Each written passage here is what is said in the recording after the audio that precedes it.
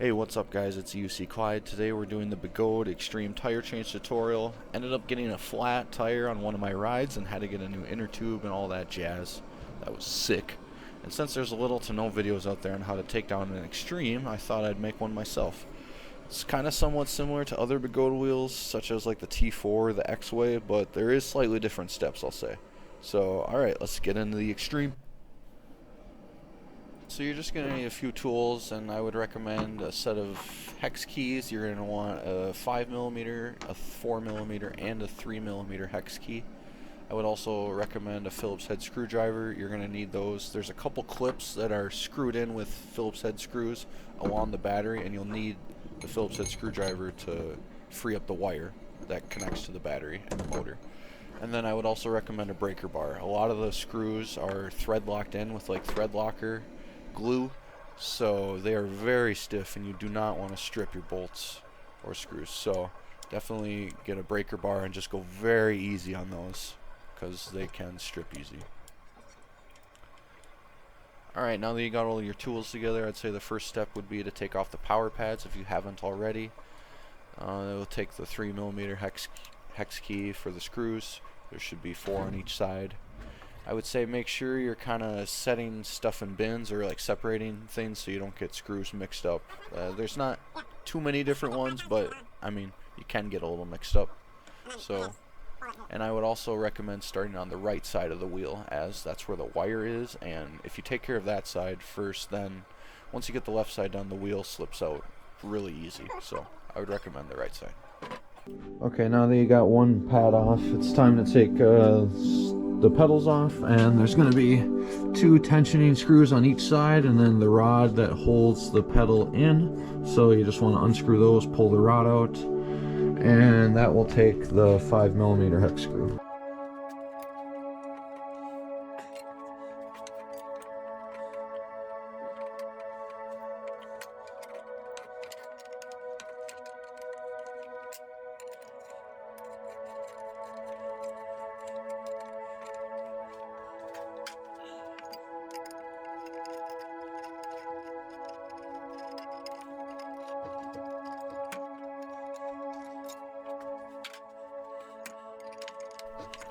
Okay, so here I forgot to mention that there's a 3rd tension screw just under the pedal. It's right between the 2 screw holes on top there. And you'll want to just unscrew it a smidge. It's a small screw, so don't unscrew it completely, it can get lost. But just unscrew that, and then the rod should free up if it's stuck for you. Okay, now that we got one of the pedals off, we're going to start by removing the battery connector screws here. There will be 8 of them on each side of the wheel, and then we're going to start taking apart this piece and these nuts right here. It'll be for the 5 and the 4mm hex screws.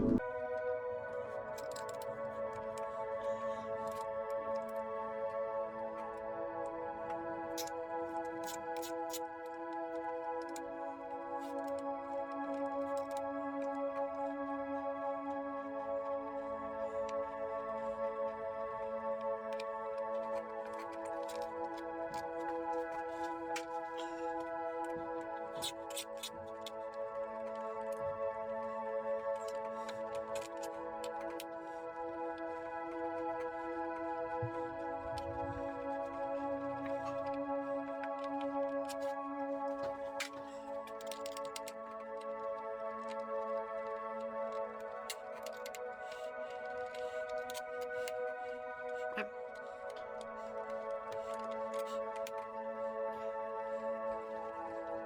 Mark. I'll have to tighten the battery. Yeah, that's all later. Okay. Yeah, like these, all these connecting to the battery, like we're already starting. Yeah, like I just barely had them. Okay. Do you think maybe we can check them? Probably did. So I just don't know if. Yeah, I mean that's kind of. Oh, this one. So good. It's I can turn my cooking stuff on.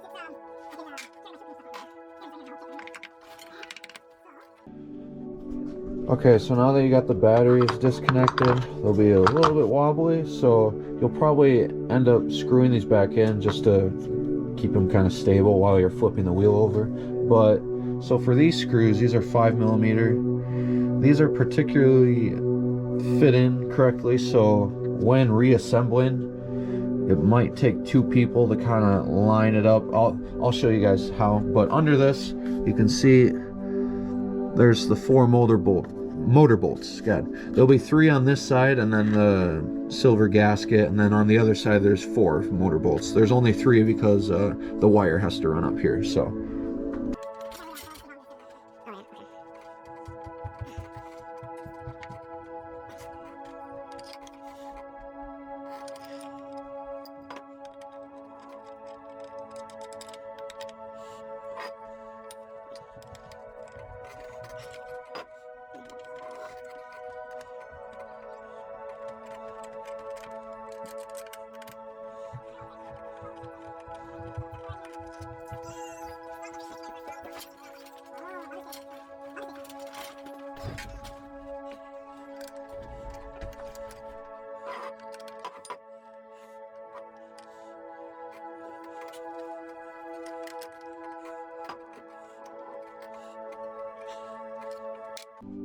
that's what I was talking about. Once you remove those 4 screws, it's just when you go to push this back in, you have to line it up, and you'll probably need 2 people.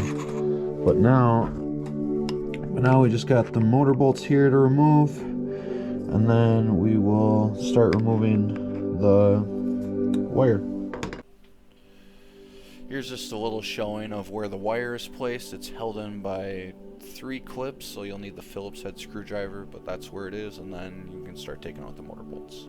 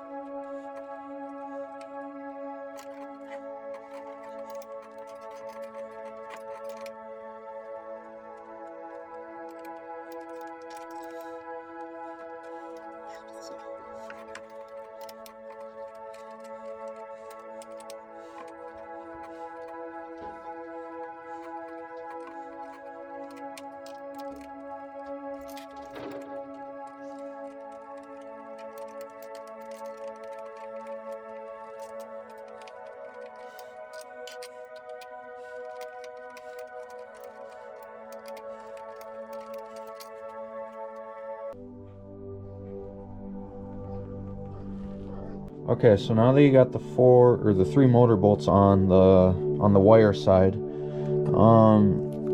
will see that this metal ring pulls out, and that just separates the tire a bit from the shock, and that just needs to go in a certain way. So just always remember, put it back in that way, this way facing that way.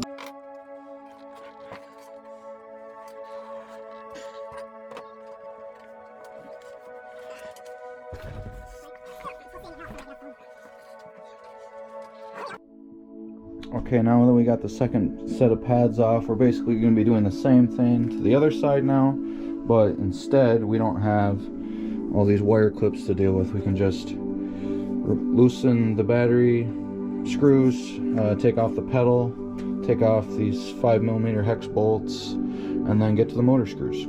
So it's a little bit simpler than the other side, I would say, but it's way better to start on the side with the wire.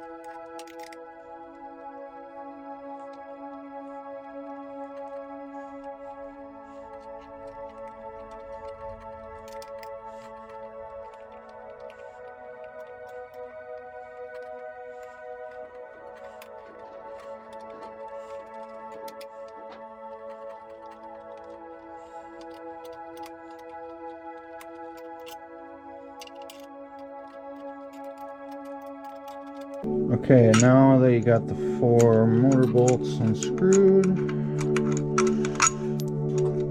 just go ahead and pull those out. And your inventory of stuff should be kind of building. So I put most of the 5mm hex screws here, the 4s, and all the 4s go to the battery, and then the pedal, the rods, and the tensioning screws, which are somewhere in there. But then once you got this done, you go and finagle the batteries a bit, and then that metal gasket thing will come out. So, and again, make sure it goes in place just like that. Bam. Also, a lot of these screws have a bunch of blue adhesive on them. They're shipped like that, I believe. So I would recommend maybe getting some adhesive to put when you screw these back in. So just maybe thread lock or blue. I would not use any red adhesive. That will just make them stick permanently, unless maybe you want that. Well, you probably don't want that because you're going to be doing maintenance probably again in the future.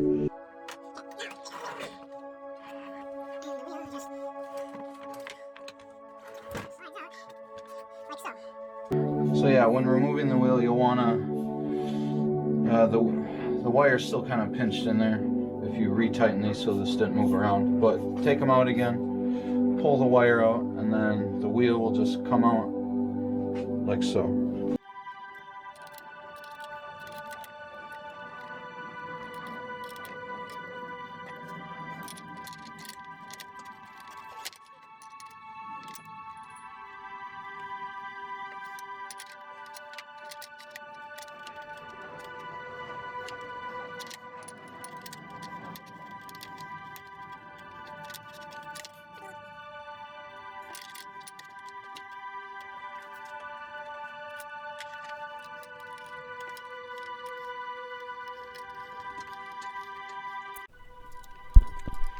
Hey guys, thanks very much for watching my tutorial video here. This is actually my second go around with it. My first go around took me, like I said, like 4 hours or so, and that was just because I was going into this fresh. I didn't know what I was getting into. I was kind of going off other videos, like I was watching a T4 video and an X-Way video like I was talking about. And overall, this wasn't too bad. I'd probably give it like a 6 or 7 out of 10 on the scale of 1 being super difficult and 10 being super easy. I mean, it's more just time consuming with all the screws and all the bolts and everything, but if you know how to do everything, I'd say it'd take you an hour and a half max. Now, I didn't show taking off the tire and putting it back on the rim, but you would just take traditional tire spoons or some type of alternative. I use like the back of like kitchen utensils, like a spoon, to pry it out, and it worked, but I think tire spoons would work a lot better. So, but yeah, then you would just put the inner tube into the tire, and you kind of have to coerce it back on, but it gets on. I would say putting on the tire and the rim is probably the most difficult part. The rest of it, all the screws and everything, is just very tedious. So, but I'd like to say thank you guys for watching my tutorial video. I have some social media I'm going to be linking up here, and I'm going to be posting more to my YouTube page for longer rides and maybe more tutorial videos or reviews. So yeah, thanks for watching. Have a good one. Peace.